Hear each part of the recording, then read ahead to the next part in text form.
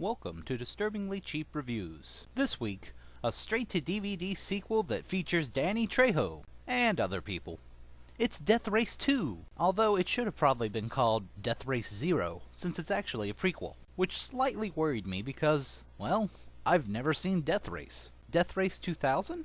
Sure, but not the Jason Statham movie that this one is clinging to for extra revenue. So what you're getting here is a blank slate review. I don't really have anything to compare to it, I'm just taking the movie on its own merits. I figured I was safe since it's a prequel, and from what I could tell, I'm right. If anything, I missed a couple setups to Death Race. Oh well, because this movie I think stands just fine on its own 2 feet. But I'm getting ahead of myself, so let's just get to the plot. In a capitalism-ran world, Wayland Corporation uses Terminal Island Prison for hand-to-hand death matches. However, people are getting bored at this mere sight of physical brutality, and things need to be kicked up a notch. Cue Death Race. Of course, there is our main hero, who is a criminal who gets arrested when his bank robbery goes wrong and he accidentally shoots a cop. This lovable murderer ends up joining Death Race for a chance to earn his freedom. I would like to say that the locked-away teenage side of me has a one-word review for this movie. Awesome! Thus, why he's locked away.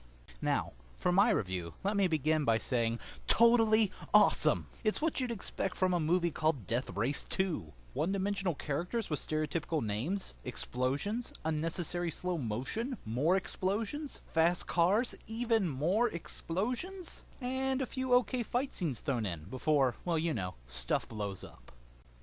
It's a fun movie once it gets to the action.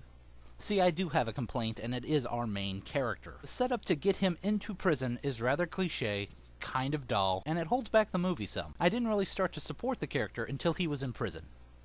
Thankfully, the movie doesn't start with this, but instead with a prison riot that reminds us that Danny Trejo is in the movie, which is always a good idea. That thankfully piqued my interest enough to stick through the character development. So in all, I'm giving this movie a solid B. It's a fun, mindless action flick that is hampered when developing the main character and parts of the plot. No, I can't tell you how it compares to the first one. All I can say is that I sat down and had an enjoyable 90 minutes. If you've got a short attention span and can survive the intro to the main character, you'll have a good enough time. Although good luck figuring out who anyone is until right before they explode. I definitely recommend a rental. With that, I'm going to move into the spoiler section. Welcome.